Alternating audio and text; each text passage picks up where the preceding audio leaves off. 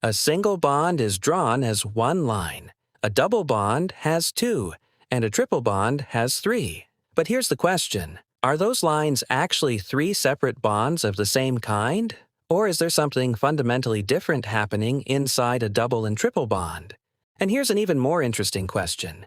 If all bonds are simply covalent bonds between carbon atoms, what makes them behave so differently? The answer lies not in the lines we draw, but in the way atomic orbitals overlap. And once you understand that overlap, the mystery of sigma and pi bonds becomes much easier to see. Welcome back to Decoding Education.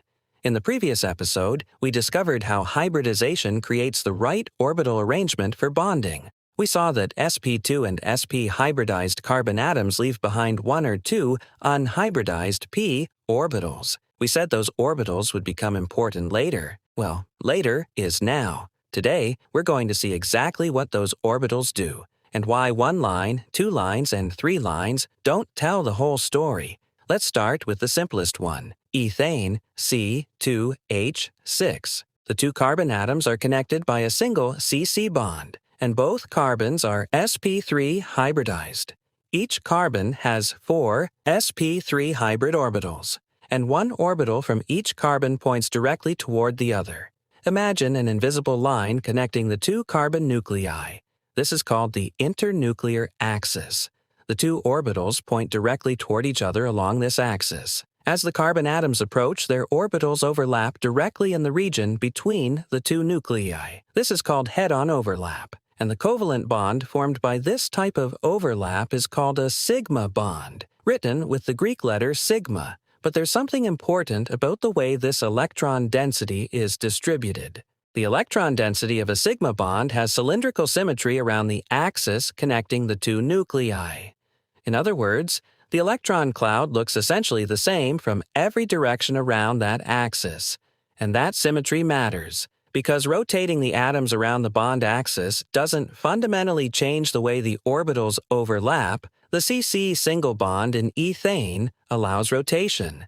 That's one of the defining features of a sigma bond. Head-on overlap, cylindrical symmetry, and rotational freedom around the bond axis. And there's one more important fact to remember. Every covalent bond contains at least one sigma bond. A single bond contains one sigma bond. A double bond contains one sigma bond plus another type of bond. And a triple bond also begins with one sigma bond. It is essentially the foundation on which the other bonding interactions are built. But sigma bonds can't explain everything. So what happens to those leftover, unhybridized p orbitals we saw in sp2 and sp hybridization? They've been waiting in the background. Now it's time to see what they actually do. Remember the shape of a p orbital. It has two lobes extending in opposite directions. Now look at the two carbon atoms in ethene. Their unhybridized p orbitals are parallel to each other, but they aren't pointing directly toward each other. Instead, they are positioned side by side. As the two carbon atoms approach, these p orbitals overlap sideways.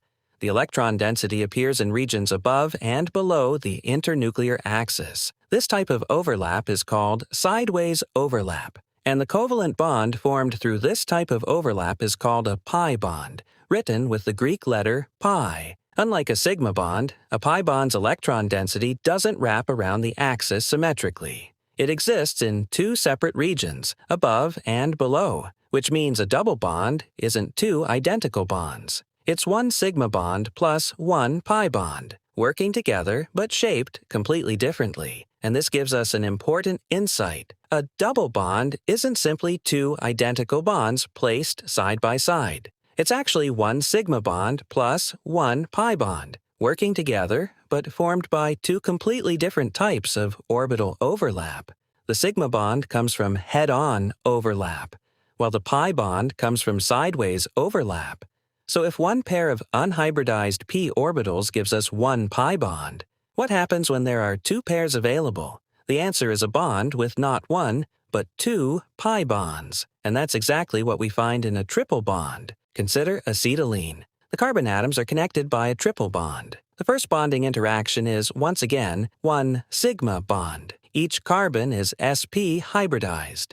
The sp hybrid orbitals overlap head-on along the internuclear axis, creating the central sigma bond. But now, each carbon has two unhybridized p orbitals remaining. These two pairs of p orbitals can overlap sideways in two different, mutually perpendicular directions, and together they form two pi bonds.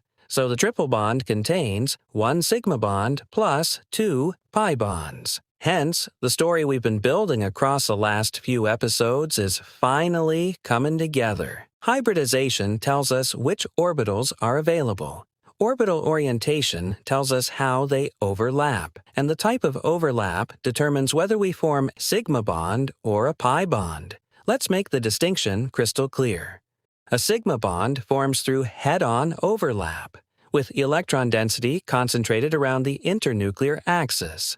A pi bond, on the other hand, forms through sideways overlap of parallel p orbitals, with electron density found in regions above and below the internuclear axis.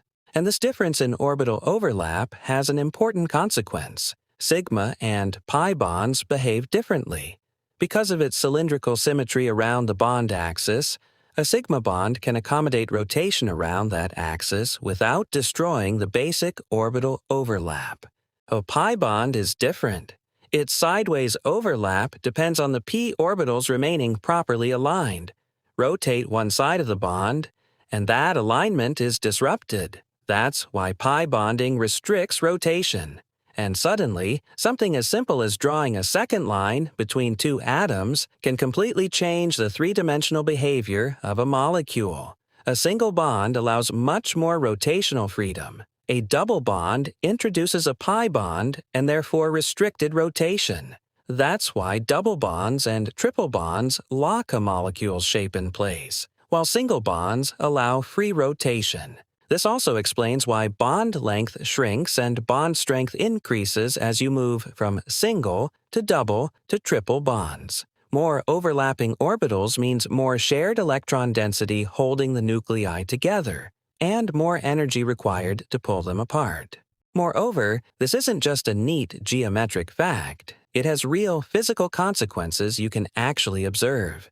It also helps us understand why changing the type of bonding can change a molecule's stability, reactivity, and three-dimensional shape.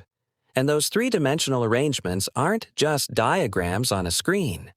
They determine how molecules interact in the real world, including the molecules that make up our own bodies. We can now look at a molecule like ethene and understand that its double bond isn't simply two bonds. It's a very specific combination, one sigma bond plus one pi bond.